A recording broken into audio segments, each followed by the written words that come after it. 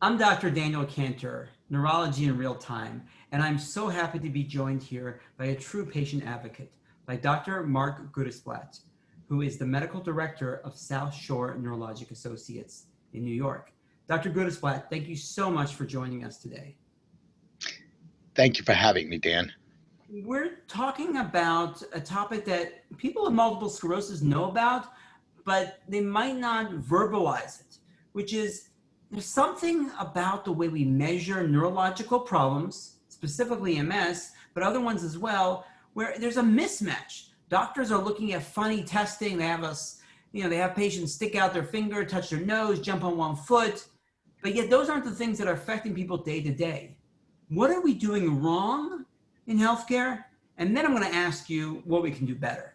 So what are we doing wrong about measuring MS and other neurological disorders? Well, there's so much that we do well, and there's so much that we could do better, and there's so much that we do that's relegated to a bygone era. When when neurologists who were our forebears, Charcot and people like that, when they had no tools, they only had their observation, and they developed or crafted an examination that could be reproduced and could be used as a universal language for doctors to try to understand impact of disease. So what we've done wrong is we've not evolved. We've not evolved the best that we can do. And the fact is, asking someone to open and close your hands like this is not a true measure of their manual dexterity. Having us watch them walk down the hallway is not a true measure of how they walk in the real world. And having a conversation with someone and asking them some simple questions, such as, who's the president? That doesn't necessarily tell us how they think. And in fact, think about how silly this is. Neurologists ask someone with a dementia disorder, whether it's Alzheimer's or any other cognitively impairing disorder, and we ask them, how's your memory? That's not very insightful for people who consider themselves highly educated. So the fact is, we have to understand that whether it's vision, walking, manual dexterity, and thinking, that we have to do better by measuring their performance.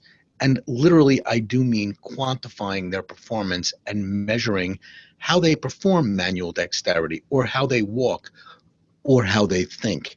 And we can't use one measure, because any system, be it thinking or walking, is predicated on many different networks or adaptive or collaborative strategies. And as a disease impacts these functional systems, that if we're able to compensate, we're still able to perform. We're able to perform adequately in real world, real life. So we can fool the neurologist by being able to do something, or our perception of being able to do something, when the disease is causing a problem. For example, the multiple sclerosis question, when you say, how does the MRI relate to the exam? And everybody knows well that there's a dissociation, the paradox between the exam and the MRI. Well, maybe there isn't such a great paradox. Maybe we're relying on tools that are too insensitive, too limited in their dimensionality. They're not quantitative. And the fact is, if we can do better, then we can have better insight to disease impact or disease change. Marc, this is really important what you're saying here. You're saying that maybe the disconnection that we've all heard about between how a person's exam looks in multiple sclerosis and how their MRI looks, and frankly, the way we usually blame it, we blame the MRI. What you're saying is maybe we should be blaming the tools that we're using to measure how they're doing from an MS point of view. The tools we're using, many of them are 19th century tools. They were amazing at the time, and there's so much you can find out from a reflex hammer, you can find out from having someone walk on a line, but we have better tools than that now. We have this modern technology of an MRI. Maybe we should modernize how we're getting that physical examination as well. I think that's exactly correct. I think it's a combination of, the MRI is great technology, but it still relies on the reader's interpretation.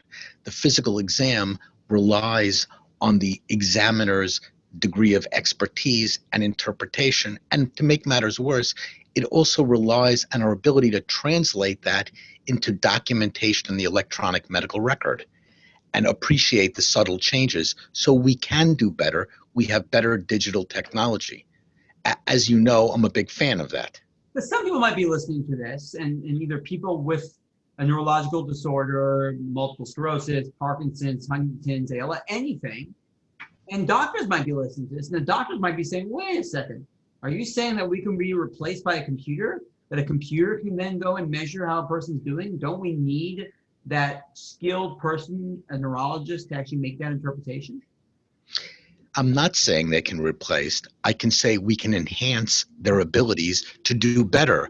We want to enhance your decision making. We want to enhance your ability to appreciate disease impact, to increase awareness of how a disease is changing and what someone's needs might be, or enhance your appreciation of what their needs might be in 3 weeks or 6 months or a year. Because we've all faced the situation of the difficult patient. The difficult patient is not a difficult patient.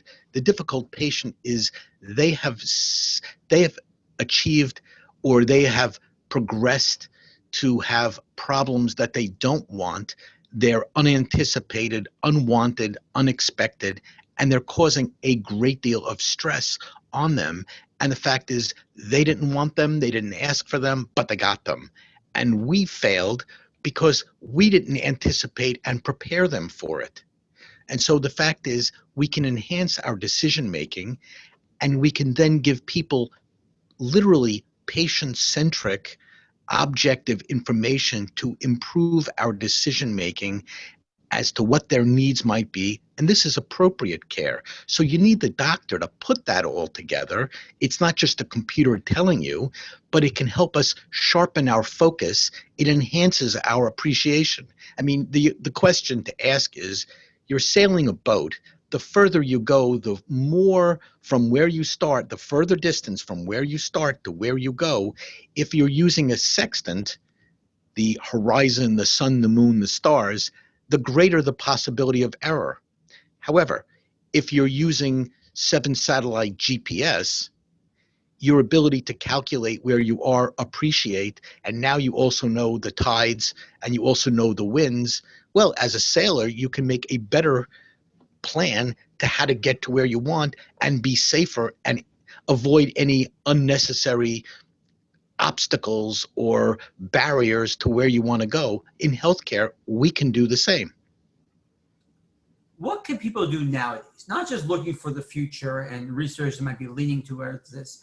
If a person with a neurological disorder or a doctor is watching this, what can they do nowadays to do better? Well, for example, multiple sclerosis impairs cognition. It's not just plaques causing physical problems, walking, balance, vision. You poke enough holes in that big brain network, you will have thinking and decision making.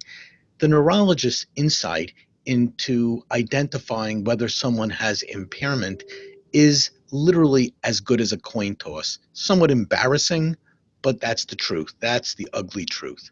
So for people with a disease, they may not appreciate their abilities. They know what they believe and they know what they feel, but they may not see themselves as others see them or appreciate their own performance. So what we can do is we use a computerized multi-domain battery, and we can look at 7, 8, 9 dimensions of thinking. So we can look at attention, information, working memory, verbal, but the point is, it's not just one score, one measure. We can quantify it, we can track it over time, and more importantly, we can now start to understand the relationships between those scores and when someone, for example, can't drive, or when someone is likely to have problems in their work or fall.